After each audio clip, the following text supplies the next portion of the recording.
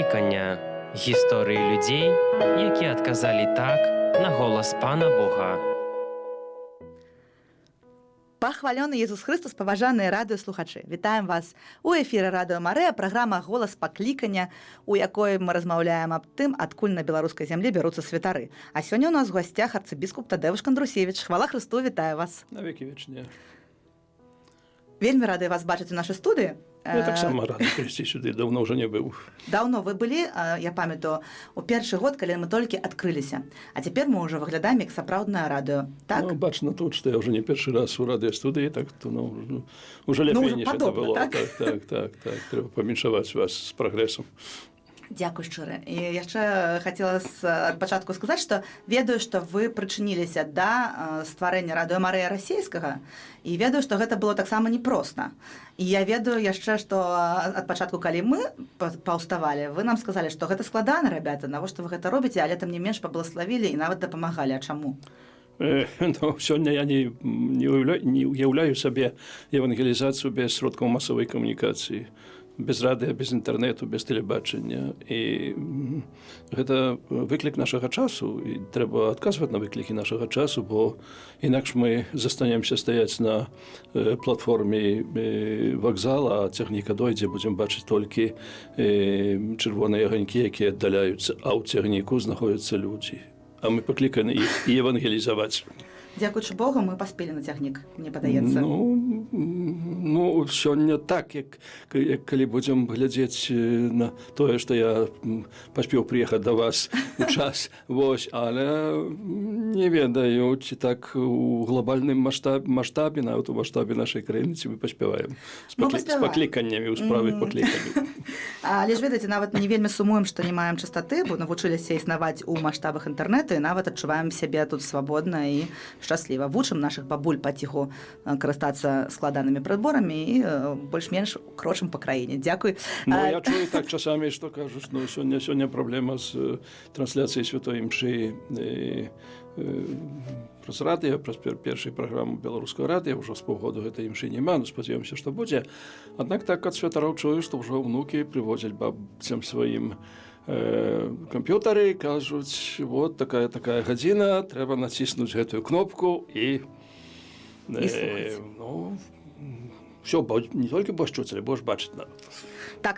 І гэта, дарэчы, таксама такая просьба да вас, хто нас чуе цяпер, паклапаціцеся пра вашых старых напярэдадні пасхальных святаў, каб у іх усіх была магчымасць, як бы там не развіваліся падзеі, каб яны ўсе маглі пачуць гэтыя пасхальныя багаслужэнні. То вось заклікаем вас. Яшчэ таксама хочу сказаць ад сябе, што я памятаю гэтыя дні, калі мы толькі паўставалі, што аднойчы вы нам так паказалі, мы стаялі так збоку з маленькім такім сцяжком Радыё Марыя, а вы праходзілі міма на імшы, якую цэлебравалі, і нам паказалі вышэй падымайце свой сцяг. І вось гэта ваша такое пасыл для нас, вышэй падымайце сцяг, і мы ім цяпер і кіруемся. Вось, ну, вядома, што вышэй, бо радыё хваля не ходзіць па зямлі ці пад зямлёй, але сёння нават спадарожнікі касмічныя выкарыстоўваюцца, для гэтага трэба вышэй падымаць. Але таксама падымаць і планку вымаганняў вышэй да сябе. Все скончылі мы з пытаннямі Радыё Марыя, а цяпер вяртаемся беспасрэдна да паклікання арцыбіскупа Тадэвуша Кандрусевіча, да яго складанай службы. І вярнемся крышачку ў асяроддзе вашага дзяцінства, адкуль вы пайшлі, людзі, якія былі вакол вас, як яны на вас паўплывалі, і будзем аб гэтым вас пытацца. Давайце распачынаць. Ну, спрабуем. Дзяцінства, бацькі, уплыў іх, ці можа хтосьці быў яшчэ з родных людзей, якія на вас у дзяцінстве паўплывалі. Вось аб гэтым нам цікава слухаць. Ну, я нарадзіўся ў вёсцы Адэльск, гэта ў тыя часы, у 1946 годзе, пасля Другой сусветнай вайны, была вялікая вёска. У нас было каля больш за 300 двароў, як казалі ў нас. Гэта азначае, што дзесьці можа каля 1300-1500 чалавек было ў гэтай вёсцы. Гэта вялікая вёска. У нас быў касцёл, у нас быў ксёндз. У вёсцы жылі толькі каталікі. Ну, была школа, вядома, настаўніца цяжка сказаць, што хтосьці з іх быў каталіком, а калі нават быў, то ён не уяўляў сябе такім, значыцца, вось, таму, аднак, сколькі там настаўнікаў было, іх там 10-15, можа, школа невялікая была, вось, і гэтак далей. Таму такім выхаваннем адразу рэлігійным гэта займаліся бацькі і бабця. Мой дзядуля памёр, я яго не памятаю. Я ўжо нарадзіўся, але ён тады памёр, я яго не памятаю, але бабулю памятаю вельмі добра. Ну і калі дзіця узрастае ў такой атмасферы, што кожны дзень бачыць бацькоў і бабулю молячыхся раніцай і вечарам. Калі бачу тых, якія захоўваюць пост, а ў тыя часы пост быў значна суроўшы, ніж сёння. Вось. Тых, якія, скажам, нават так, гэта мне вельмі моцна ўрэзалася у маю галаву, маё сэрца, што, вядома, як мужыкі размаўляюць, но часамі там якоесьці нецэнзурнае слова, ці ім спецыяльна скажа, ці з прывычкі, гэтак далей, то калі мы былі дома, то бацькі заўсёды казалі, хто бы там не быў, з горада нават хтосьці прыехаў, ці сусед, ці тут дзеці, ты гэтага не можаш казаць. Гэта таксама кожная нядзеля, кожнае свята усе ішлі да касцёла. Усе, там не было такого. Можа, хтосьці хворы быў. Ну, але потым ксёндз памёр, мне было тады, можа, 6-7 гадоў толькі. І доўгі час у нас не было святара. Аднак набажэнствы адбываліся без святара. Так званая людовая імша была. Што гэта такое ўжо, напэўна, сучасная моладзь не ведае, што гэта такое. Склалі на алтар арнат, ставілі імшал, а яшчэ паводле старога парадку імшы до саборнай. Імшал там пераносіўся з аднаго боку на другі бок і так далей. Чыталіся чытанні, спяваліся песні. Тады ў малітоўніках былі песні на ахвяраванне свая песня, там на санкту свая песня, там на камунію свая песня і так далей. Ну і людзі спявалі гэтыя песні. Такая, скажем, такая людовая імша. Святар прыязджаў 2-3 разы ў год. Ну, гэта, вядома, на Божае нараджэнне, на Пасху, святы Антоній там вельмі вялікае свята, ну, можа, там яшчэ калісьці, якісьці раз. А так святара не было. І нашым выхаваннем тады займаліся бацькі, старэйшыя людзі. І таксама некаторыя жанчыны вучылі дзяцей катахізісу. Бо ксёндз прыедзе калісьці, ксёндз будзе пытацца, трэба першую камунію, і так далей. Ну і такая... Этих бабуляк было некалькі ў вёсцы, каб там далёка не хадзіць, бо вёска вялікая. Яны нас вучылі пацераў, нас вучылі, праўдам веры. Але, можа, у гэтым вучэнні праўдам веры найбольшы ўплыў рабілі таксама бацькі. Бо кожны дзень вечарам мы маліліся разам, бацькі і дзеці. Яшчэ, можа, хтосьці старэйшы калісьці прыйшоў, чи бабця як жыла, пакуль жыла яшчэ. І потым бацькі пыталіся катахізіс у нас. Вельмі проста. Пытанне, адказ, пытанне, адказ, пытанне, адказ. Потым я ўжо быў трохі старэйшы, ну, такі, так сказаць, самі здат выдаваў катахізіс. 100 пытанняў, 100 адказаў. У сэнсе сам выдаваў? Ну, самі здат. Не я, самі здат. Я думала, сам, я сам. Самі здат, самі здат. Не я, але самі здат, значыцца хтосьці. Хтосьці гэта, я добра ведаю гэтую асобу, потым добра ведаю е, гэта адна законніца ў Вільнюсі, якая на машынцы простай. Праз гэтую капірку друкавала. Часамі 11 экземпляраў, но эта папера была вельмі тонкая. Часамі 11 экземпляраў, то ўжо на 11-м, то ўжо там, ну, трэба было мець добрыя вочы, каб штосьці ўбачыць. Гэта было 100 пытанняў, 100 адказаў. Гэта быў такі катахізіс, каротенькі, але супер быў. На тыя часы гэта быў вельмі добры катахізіс.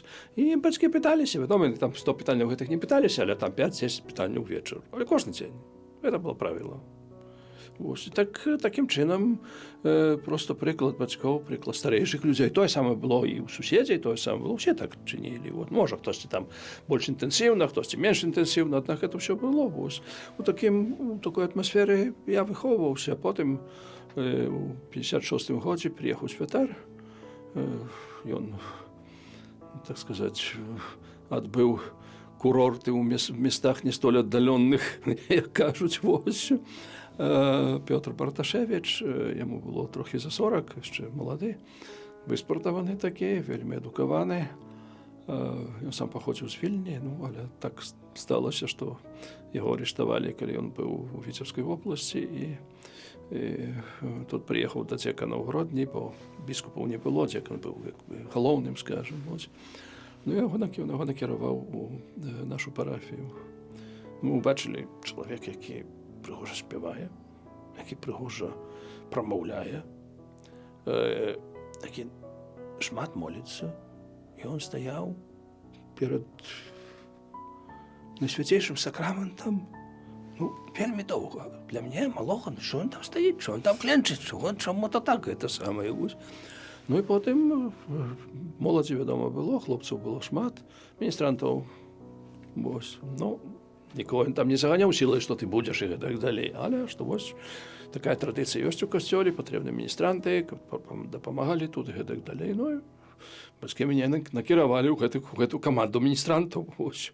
Хотіли потрапити туди? Хотів, мені подобалося. Ось. І він нас вчив, як там ми повинні слухати святої мши, тоді все було на латинській мові, ось, відкази були. І так далі. Потім, відомо, і він так само такий був едукований чоловік, далеко глядів наперед. І він каже, добре, ви тут міністранти, служите і так далі. Там, каже, до сповіді треба часто ходити, комунію приймати, тут заховуватися добре, поводити себе добре, не тільки вдома, не тільки в сім'ї, не тільки на вулиці, але й у школі і так далі. Він каже, дзьонник покажи, як ти вчишся. А може там поводив себе недобре, буде запис нейкий. Так само питався нас, там, з географії, з математики, з інших предметів, щось таке, якби, контролював, скажімо так, батьки, може, не були так едуковані, як він був.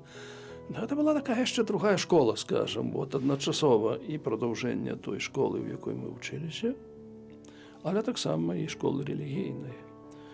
А далі ще що він придумав, походив по вёсці, там такий був вигон великий. Каже, тут могло би бути добре футбольне поле. Футбольне поле? Что такое футбол? Никто из нас такого слова тогда не чув. Это конец 50-х годов, в вёсці, где там света у нас не было. Вот лямпы были, керосиновые, и так далее. Футбольное поле, расчертив это поле, зробили ворота, привез м'ячі, і учив нас ганяти футбол. Сам гуляв в цей футбол. Відомо, бабки старіші так гляділи на його, як у сутані Святар бігає, футбол ганяє. Але це все робило таку команду, скажімо. Трохи ми підростали. Потім батьки переїхали у Гродно. Це вже був, мені треба було йти в 10 клас, я вже закінчив школу у Гродні. За цей час цього Святара, що він так займався вельми моцно з молоддю, передусім його, так сказати, влади зробили все, щоб його стуль, може, недобре слово вигнати, але насправді це так. Він сказав, що я не виїду, не заставлю парафії, поки тут не прийде інший святар. А інший святар був там, святар у Паречах, такий був інтернований. Він там жив, це не в'язниця ніяка була, йому було заборонено служити. Тим самим він його висвободив, і він приїхав на місце цього святара. Барташевич поїхав у Желудок. Але ми, якщо так були зв'язані, не тільки я, ще там інші міністранти. Ми так більше до його почали їздити, вже із Гродно. І у Гродні, відомо, вже були 2 костьоли чинені. Там ходив, завершив школу. Мені подобалося і бути святаром, але мені подобалося бути там математиком, фізиком, там щось, техніком, мене так це тягнуло і так далі. Як тут бути святаром? Ніхто не ведає цієї семінарії. Як туди поступити в ту семінарію, як там бути? Пішов я у Гродзенський педінститут, сьогодні університет, на факультет фізика-математичных. А чаму ўсё ж такі туды, а не семінарыў, калі аб ёй былі А думкі? дзе тая семінарія была? Ну, дзе ж там была Ну, яна? вась, где что? Вот где что? А где что? Вот, где что? Вот, як там? И так далее. И это самое. Ну, пойду учиться на физику, на математику. А бацькі вашы кем яны былі? Ну, просто рабочими. Вот, и все, просто рабочими. Ну, пошел я туди вчитися, в этот пединститут, я вчився добре, у мене там проблеми не було, я ще як в школі був, то ще їздив по тих олімпіадах різних, там, математичних, фізичних.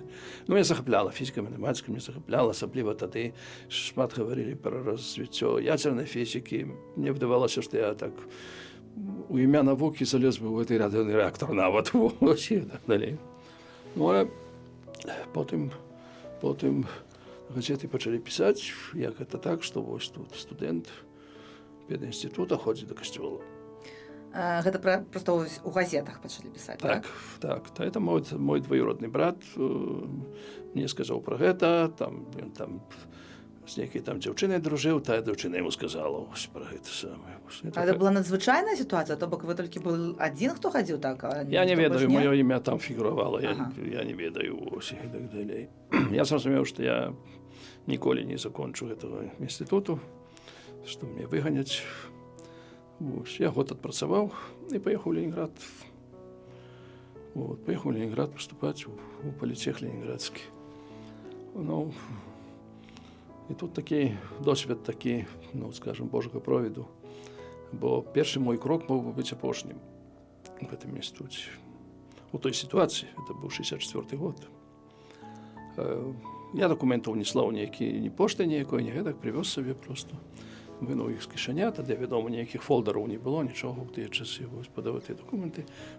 Паглядзеў на літару К, дзе там здаюць дакументы, Контрусевич напішоў. Яна так глядзела, а кажа, возьмеце і нікому не паказвайце. А там быў крыжык. Гэты крыжык трапіў паміж гэтых дакументаў. Яна кажа, возьмеце, нікому не паказвайце. Яна магла зрабіць адразу скандал, і яна гэтага не зрабіла. Я так себе думаю, город трох рэвалюцый, Ленинград. Першы мой крок мог быць апошнім у гэты інстытут, а тут просто яна мне дапускае. Там далей моя справа здаць экзамены, гэтак далей, ну это там не было праблемы вялікай з гэтым, скажем. Ну, такі Божы знак нейкі. Ну, вядома, у Ленінградзе ў тыя часы быў касцёл адзін адчынены, это таксама было вельмі добра. І таксама некалькі такіх фактараў з жыцця гэтага, скажем, студэнцкага, студэнты ведалі, што я хадзіў до касцёла, але нікому там галава не балела. Аднак, у нас была ваенная кафедра,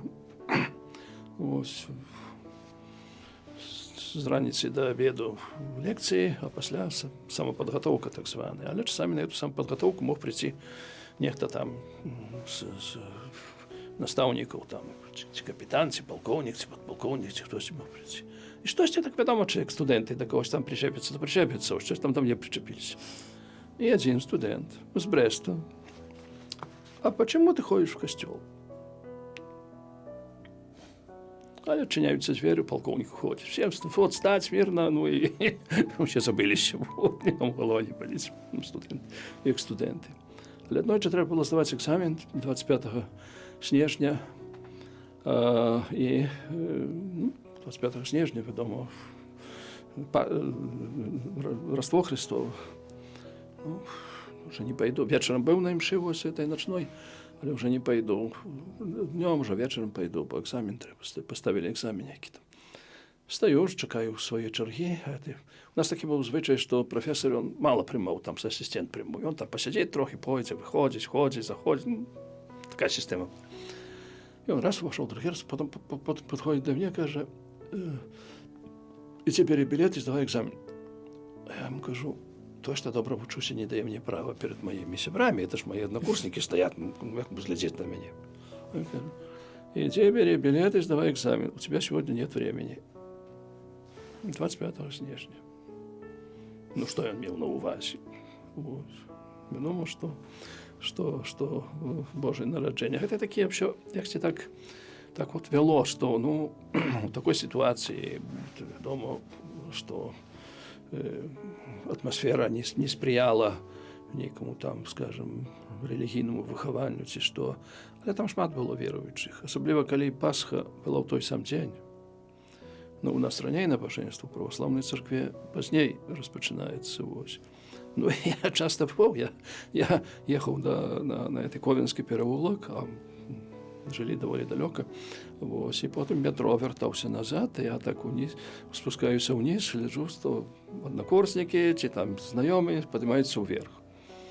Перад 12 ўначы. Куды яны едуць? У Лаўру. Вядома. Так далей. Так што это так ведалі там адзін аднаго, але нікаму якся там галава не балела. Ну, інстытут вельмі вялікі быў, тыя часы 28 000 студэнтаў было, это вельмі вялікі быў. Ну, Ленінград, Петербург – это такі больш свабодны горад, скажу, так трэба. Ну і потым так выйшла, што мне накіравалі працаваць у Вільнюс.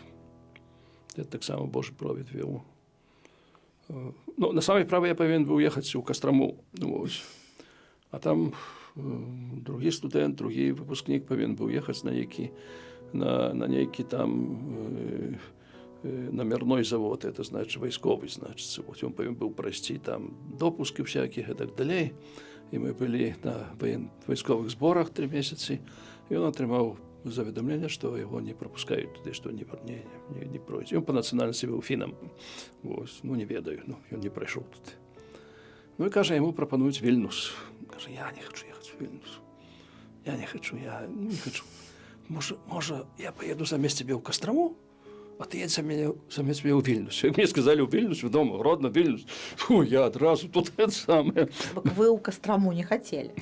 Не, я поехал бы. Я нічого не ставіў, але далі выбор Вільнюс замест Кастрамы, ну то вядома, што я выбраў Вільнюс. З Кастрами, можа, складаней было б потым, ну, неяк у святара? Не, ну вядома, там не было ні ксяндза, нікаго. Найбліжэйшы это быў Москва, только 8, все, дзе святар быў. Та я трапіў у Вільнюс. Пасля Адельска, дзе я радзіўся, пасля шмат гадоў, калі ў нас не было святара, пасля Гродна, дзе было толькі 2 касцёлы, пасля Ленінграда, дзе быў толькі 1 касцёл і 1 святар. Трапіць у Вільнюс, дзе было ў той час 10 касцёлаў. Я не ведаю, колькі святароў, але я думаю, што каля 20-25 могло быць. Вось, калі ты прыходзіш, калі табе не трэба чакаць 2-3 гадзіны да споведзі, што так было, вось. Ну, там 10 минут, 15 хвілін пачакаць іх. Калі тых набажэнстваў маса ў вострай браме, 8 набажэнстваў там ці ў іншых касцёлах і так далей. Вот. Ну, і тады это уже небо і земля. Раскоша. Это уже раскоша, это уже небо і земля. Ну, у працы мне ўсё шло добра, я нават паздаваў кандыдацкія мінімумы, я ўжо нават пачаў вучыцца ў аспірантуры. Вот. Ну, але ну, добрая інжынерія, добра гэта ўсё. Яксьці так у душы. Гэта Беларусі ўсё менш святароў. Прыезд да Гродна. Вот, хтосьці адзін са святароў хварэе, застаўся толькі адзін. Мая парафія францішканская была. То францішканскі святар, ён быў малодшы ад дзекан, але хварэў часта, потым памёр. Вось, такі горад адзін, і няма, і гэтак далей. Ну, святароў я ведаў многа, шмат у Беларусі. Яны кажуць так, ну, ты так подумай, может, там семинарию, ты в Литве, у нас ее семинария. Ну, я уже ведом, я зарегистрированный в Литве, я уже там находжусь, это уже якісь ті самі магчимості. Ну, и такое раздвоение, что мне робить. Я тут уже и небо таким технаром можно стать, может, там и эту аспирантуру закончить, там и кандидатскую там написать. Все шло до этого, ось, говорится. Але такое, ну, не было полного такого задовольнения самого себе, вот, что я, может, Бог мне до чогось іншого кличе. Ось однойчі, коли приїхав з Вільнюса в Гродно, пішов до костела, взяв з собою молитовник. Думав, що це мой молитовник, і не всі однакові були. Вот, але це оказався молитовник мами.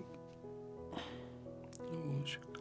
І там був образок, молитва матері об святарському покликанні для сина. Це була, ну, такий бунк, скажем, який змяніў мяне. Бо мама мне ніколі ніводнага слова не сказала. Тата там вспамінаў, можа, святаром быў, можа, гэта.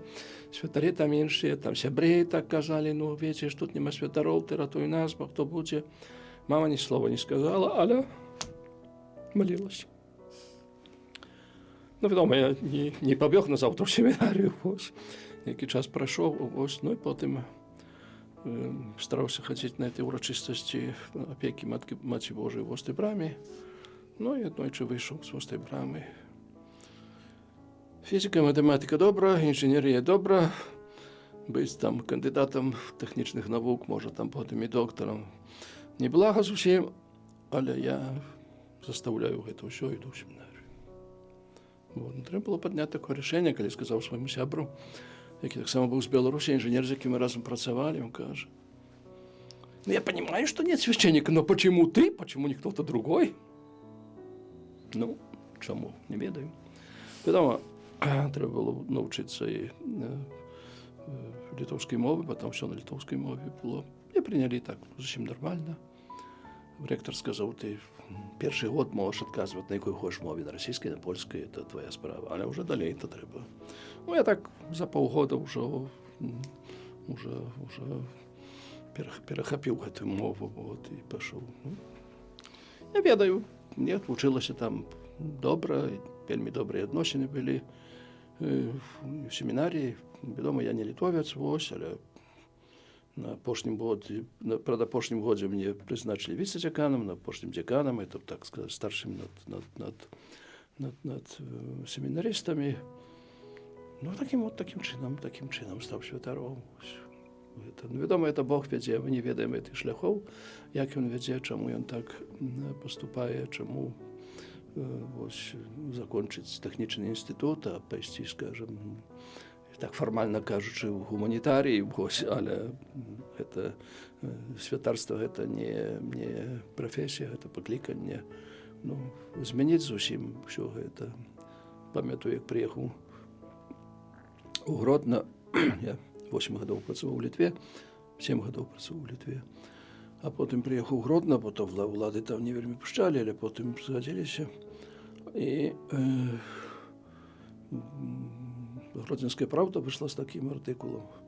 От у нас тут з'явіўся святар, вот Тадеуш Кандрусевич, малады святар. Ну і мы так правялі даследаванне, як гэта ён стаў святаром. Ён жа ж выдатна, з чырвоным дыпломам закончыў Ленінградскі політэхнічны, у аспірантуры вучыўся, тут кар'ера свая, гэтак далей. Але мы даведаліся, што ён так, як веруючы чалавек, то ён заўсёды хадзіў у Вострую браму, так, і там касцёл Святая Тэрэзы пры Вострай браме. І вот аднойчы, падчас малітвы, яму з'явілася Святая Тэрэза і сказала, што ён павінен ісці ў семінарыю. Правда, з гэтага ўсяго таго, што я часта хадзіў. Добра прыдумалі. Што я часта хадзіў у гэты касцёл, гэта правда. Вот Тэрэза мне ніякая не з'явілася, але, можа, яна выпрасіла ў Бога, не ведаю. Гэтую ласку распазнання паклікання, не ведаю. Яскравыя моманты з семінары, якія-небудзь яшчэ згадаеце? Ну, яскравы момант. Напэўна, былі вялікія цяжкасці з мовай, бо это, літоўская мова, это зусім... Ну, зусім, так. Да, зусім іншая мова, вось. Ну, і потым... Але ректор тады кажа, ну, ведаеш, што трэба вучыцца мовы, то ты можаш цяпер выбраць сабе якога-небудзь клеріка, каб ён мог аддзельна з табой вучыцца. Бо там парадак такі, што ўсе знаходзяцца ў пакоі, все разам, і все там вучацца разам. Хто хоча сядзець з тым пакоі? Я так многа меў дапаможнікаў, што не ведаў, што з імі рабіць. Вот. Кожны хацеў быць тым дапаможнікам. Ну, можа, яскравы яшчэ такі момант. Я быў, напэўна, мне здаецца, быў на 3-м годзе, а можа, на 2-м. Ну, я акурат быў вялікі тыдзень, я так штосьці, уже выкладаў ніякіх не было лекцый, я так хадзіў па дварэ гэтым. Ну, і там ёсць яшчэ так называемы літургіст цырыманіярый, які адказны за ўсе цырымоніі. Але тут прыходзіць пасхальны трыдыум. Ну, і, вядома, гэтыя набажэнствы непростыя. Вот. А на тыя часы ўсё было на лацінскай мове, яшчэ ўсе каманды і ўсё другое. Ну і ён ідзе, паглядзеў на мяне: слухай, ты заўтра будзеш цырыманіярыем конкретно на гэта набажэшство. Я не памятаю, Великая Пятница была, ці штось такое. Вот. Я говорю: слухайте, я таким ще тут, ну, я захворів, каже, але берешся за роботи і читай там, вчися, потім репетицію зробимо, пойдемо. Ну, я так полюбив літургію з того моменту, що я можу таки трошки педант у цій справі. Вот. Ну, сказав, ось. Ну, потім, я ведаю, щось там було так само, нейкае свячэнне касцёла нейкага там было, значыць, яшчэ раз скажу, што ўсё было на лацінскай мове. Ну, і, а можа, я ўжо д'яканам быў, я ўжо не памятаю. Вось, ну, і біскуп там читае штосьці, далей читае. Я закрыў рукой яму. Ён мою руку в сторону, я зноў закрыў рукой. Ну, сёння-то там біскупу так это, ну, по-рознаму бываюць адносіны. В тыя часы біскуп это выжэй Бога быў, ось, і гаворыцца, ось, і так далей. Ну, ён памыліўся, бо ось, это самае, ну, это бывае так. Вот. А потым прыйшлі ў закрыстыю пасля ўсяго. Дзякую.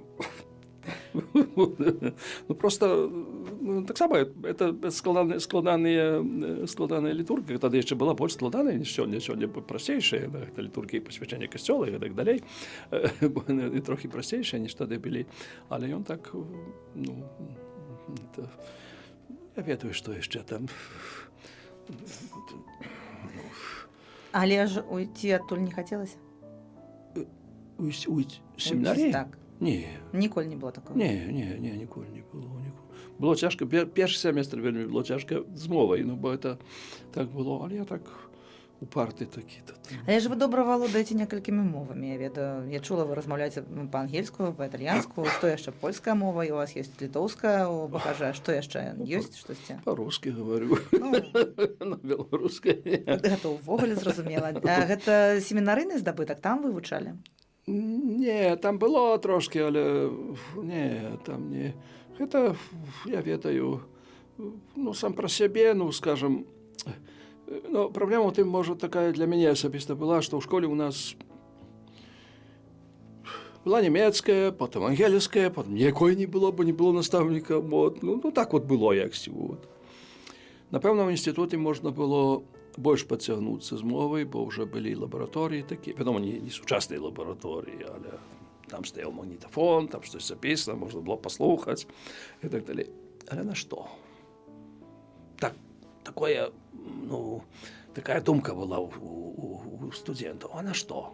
За мяжу цябе не пускаюць, паехаць не можаш, а на што гэта ўсё патрэбна? Ну, бібліятэка на расійскай мове поўная, што трэба есці, і ўсё. Это, напэўна, было не добрае мысленне, але так было. Вось, ну, але потым зразумеў, што трэба. Ну, мне падабалася, я ведаю, мне падабаецца, я то ведаю. Вось. Скажыце, калі ласка, дзень вашага пасвячэння ў святары. Вы яго памятаеце? Памятаю вельмі добра, это было 31 мая 1981 года у Каўнацкай катедры святого Яна Хрестителя. Вот, біскуп Павілоніс, Людас Павілоніс. Вот. Нас тогда было 12 человек. Я был, як сказать, ну, як говорил, деканом, тоже таки старейший был ось. А еще был церемоніярі, ці пробаш, його ще називали. Він всі так унизу були, а ми так були вижей. Разом з біскупом там десь уже вижей. Хоча усі лежали разом, усі разом на это, але потім вже, коли вже при собою канцелябрі, там ректор стоїть, що там префект, що занято, але нас там вже, ми коли гэтага біскупа були. Ну, це велике свято було, бо приехали люди из Гродно, из Адельска приехали, ось, вядома, ніхто з них ніколи не бачив штосьці подобного. Я теж так само ніколи перед гэтым не бачив, але, вядома, 5 гадоў у семінарі, тоді 5 гадоў у нас было 5 гадоў у семінарі, ну, та трошки там привик уже, може, до таких речаў. Я гэта добра вельмі пам'ятаю. А потім послали мне в Вострую браму. З Вострой брамы пошел, и в Вострую браму послали. А бацькі вашы прысутнічалі пры гэтым, смаглі быць, так? Так. Іх уражанне, вось што яны вам што-небудзь казалі? Як думаеце, што ў іх было там у душы? Ну, я ведаў, што плакалі, ведь бачыў. А вы? Ну, не, я так... Ведаеце, може, трошки вже привик, що і тим віце-дзеканам год уже так трохи до такого якогось старшинства привик. Ось, це не перший раз. Я моцно переживав, ось, так само, але не, я не плакав. А што было у вас у галаве? Аб чым думалі ў той? Ну, што ў галаве? Што ў галаве? Ну, распачынаецца новы шлях, распачынаецца зусім іншае жыццё. Я ўжо не належу сабе, я належу касцёлу. Ну і цяпер служыць там, дзе цябе пашлюць. Вот. А паслалі в Вострую браму, дзе я 7 месяцаў быў адзін вікар. Адзін. Там у нядзелю 8 імшаў, 3 імшы я служыў, на 4 яшчэ казанне казаў, бо быў там старэйшы ксёндз, які, служыў, але ўжо не мог прамаўляць, так і те саме. Там у сярэднім было у год 1500 хростаў, 800 шлюбаў і 400 пахаванняў. Недрэнная статыстыка. Недрэнная, але, ведаеце, цэлы дзень сядзець у касцёле, вот, так это самае, і так зіма прыходзіць, ну, і думаю, трэба дзесьці пашукаць, можа, дзесьці якісьці тут, якісьці каток будзе, так вот, пасля до 8 вечара сядзіш, пайсці трохі, бо што, трохі, косці размяць трошки і так далей. Хтосьці сказаў, там школа, там заліваюць, я так пашоў глядзець, дзе это там сапраўды, заліваюць гэты каток, там і все, я там хожу вакол, дзе якась жанчына, Палеозовскую гарбезу Христа, похваленый Иисус Христос, вот сходил на каток, еще не сходил, уже засекли, вот, и так далее. Но там тогда вельми, так сказать, пильновали моцно. У добрым сенсе пильновали. Я не ведаеце, быць не ведаеце ксяндза Яна Гавецкого. Асабіста не? Ну, ён з ІУЕ, я там еду рэкалекцыі праводзіць паслязаўтра, распачынаю ў чацвер. Я быў у семінарыі, я ўжо быў дыяканам, а ён там у войску служыў. У арміі быў. А ён практычна, не ў тым самым доме мы жылі ў Гродні, але недалёка, бо там міністрант, я яго ведаў. Ну, ён, вядома, як ёсць якісьці, якіх там выпускалі з часці, то ён там прыходзіў до касцёла. І нядзеля якась там была, што там было. Ось, я пасля імшы удзяляю камунію, там у катедры, там вялікая капліца Найсвяцейшых сакраментаў, там камунію удзяляю. Ну, ён падыходзіць да камуніі, я буду ў камунію, ось, все, там. Я пашоў ў семінары, не паспеў яшчэ прыйсці ў семінар, зайсці ўжо, зайшоў віцэ-рэктар уже кліча мяне. Якому бальшавіку ты там даў камунію? Я адразу зразумеў, ён быў у форме, ён прыйшоў, як жаўнер прыйшоў, ось, гэта самая савецкая армія, ось, это, я говорю, ксёндз віцэ-рэктар, не здзівіцеся, як ён праз некалькі месяцаў прыйдзе сюды з дакументамі ў семінарыю. Як это так? Мой сусед, говорю, з Гродна, говорю, служыць тут у войску, і ён прыйшоў. Это просто, але это гэтыя бабці, вось, яны так вельмі пільнавалі парадку, і хуценька данеслі для віцэ-рэктара. Ой, гляжу, шмат у вас успамінаў звязана з Вострай брамай. Што адчуваеце цяпер, калі атрымліваецца туды патрапіць? Ёсць нейкія асаблівыя пачуцці? Это пачатак. Я тут пашоў у семінарыю. Я з семінарыі туды прыйшоў. Ну так. Вот. Я там 5 гадоў працаваў. Ось. Напэўна, Вострая брама для нас кожнага это такое санктуарыум такі вельмі важны.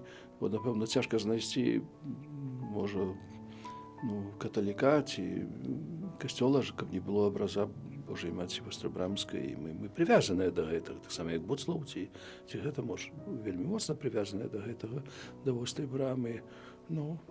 Я з такім вялікім пачуццём піетызму набажэнства да Божай Маці Вострабрамскай. Калі толькі ёсць магчымасць, я заўсёды туды еду.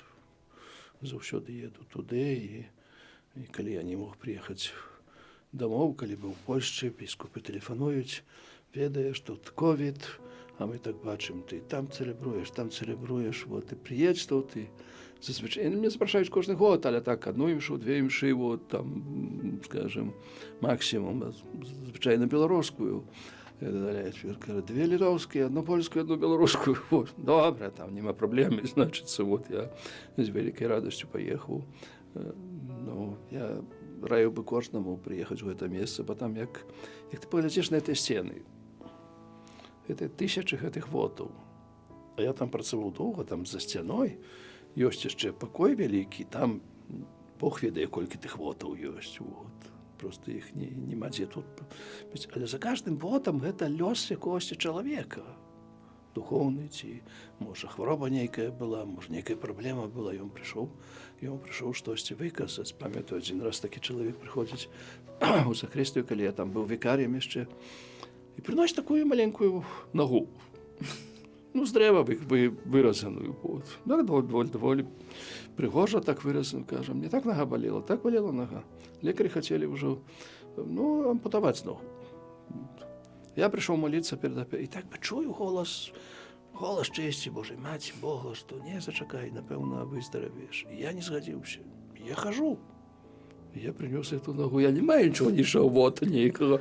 Вось, я прынёс эту ногу, цесці там памясціць, каб была, бо я хачу падзякаваць Божай Маці за уратаванне майго здароўя, мае нагі. Ну, ведаеце, такі, альбо больш, скажем, ну, там споведзі было маса, ну, і аднойчы, уже, наверное, заканчэнне гэтых урачыстасцей, ўсё, уже конец.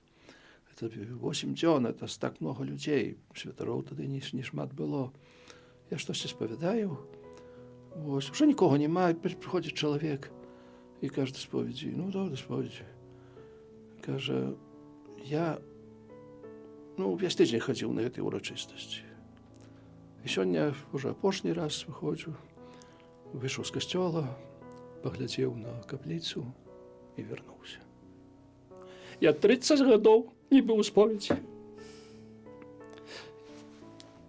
Ну, гэты позірк Божай Маці быў так моцны, што я, сказаў, я не магу так проста вярнуцца дамоў. Я павінен пагадзіцца з Богом, з касцёлам, перапрасіць. Гэта не адзіны такі выпадак, такіх выпадкаў шмат было.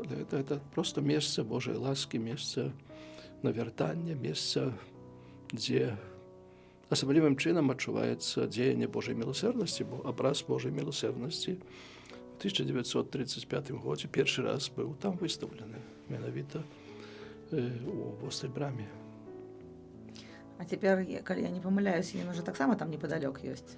Ну, не так далёка, вось ёсць санктуарій. Там налево павярнуць. Так, санктуарій недалёка ад касцёла Святого Духа.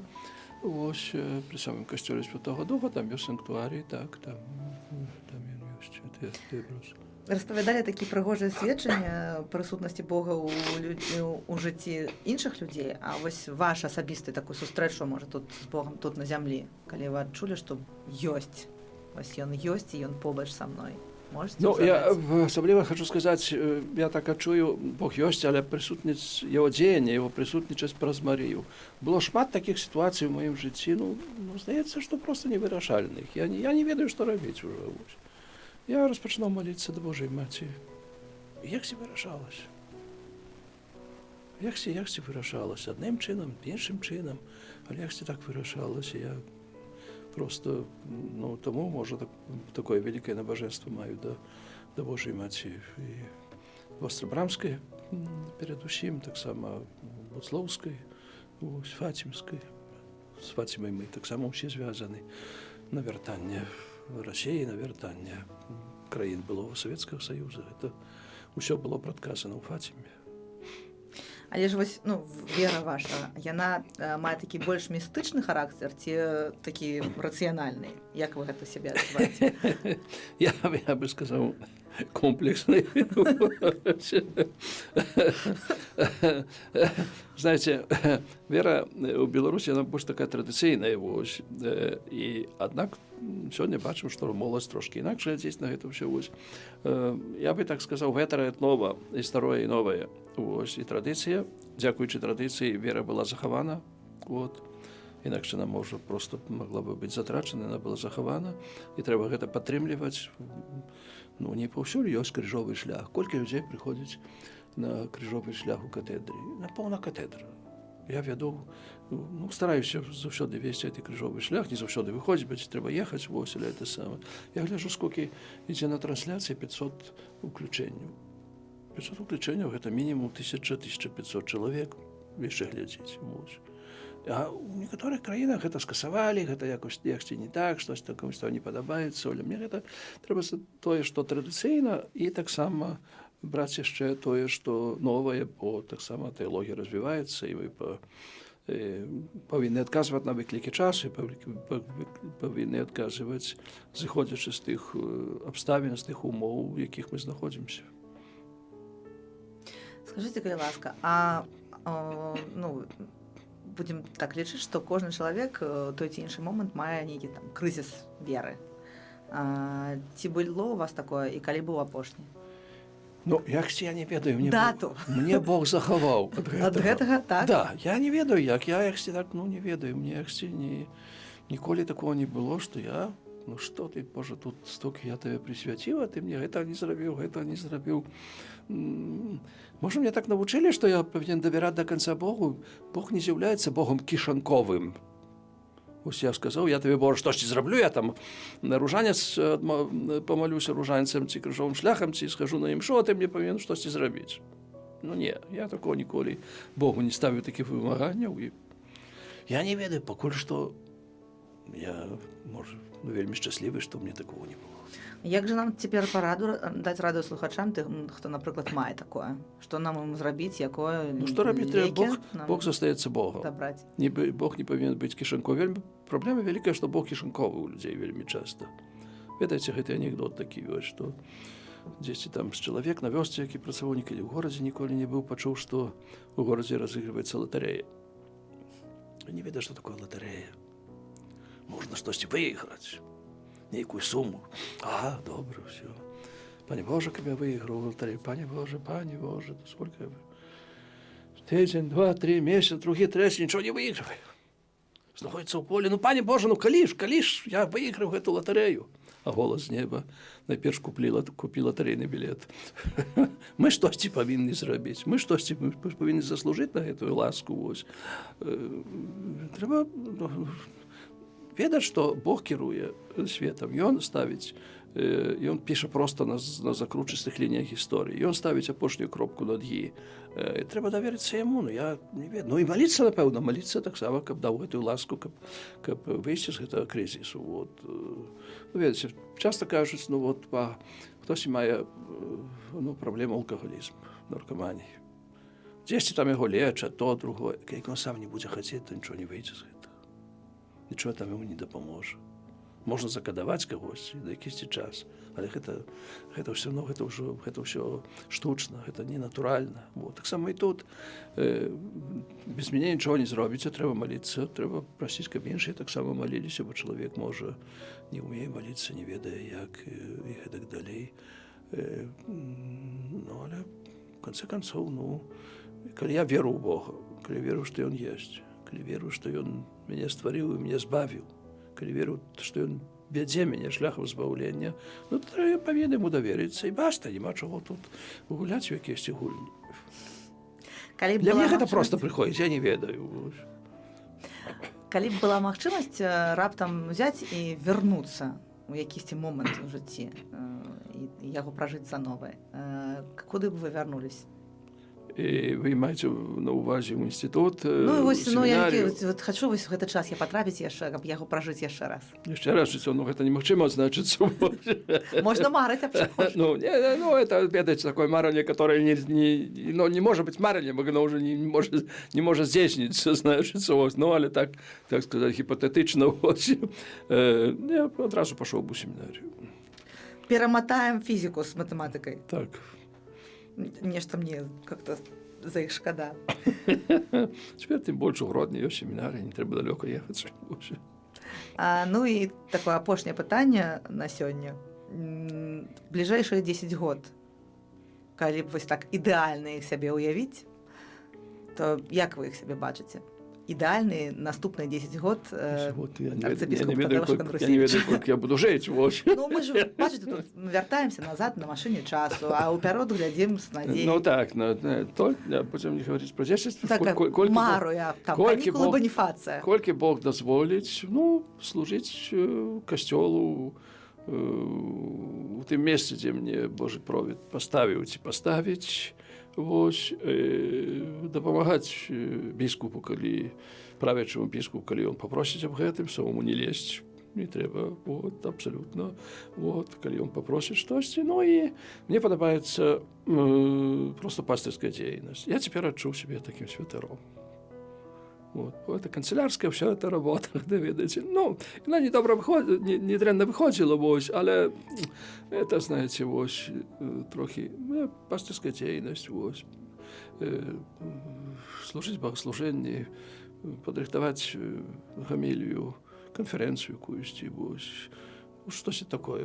Я бы хацеў больш гэтым займацца.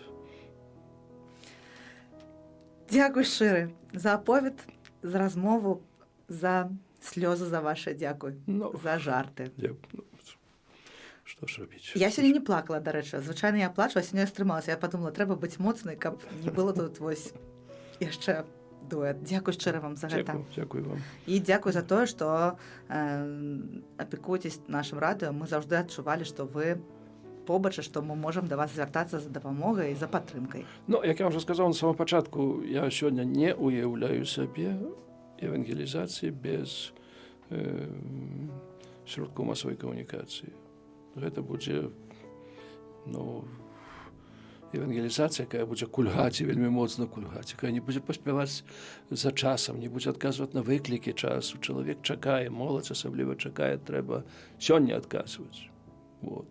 Сёння адказаць. Можа, учора трэба было адказаць, можа, наша хіба, наша віна, што мы учора не адказалі. Трэба выправіць гэтую віну і адказваць як мога хутчэй. Інакш, яшчэ раз паўтаруся, цягніка дойдзе. І ведаеце, што мой сакрэт? Я сказала на пачатку перадачы, што аднойчы мітрапаліт Кандрусевич нам сказаў, сцяг вышэй падыміць, гэта таксама было ў вострай браме. Дзякуй шчыра. Пахвалены Ісус Христос. Навекі вечныя. Голас паклікання. Гісторыі людзей, які адказалі так на голас Пана Бога.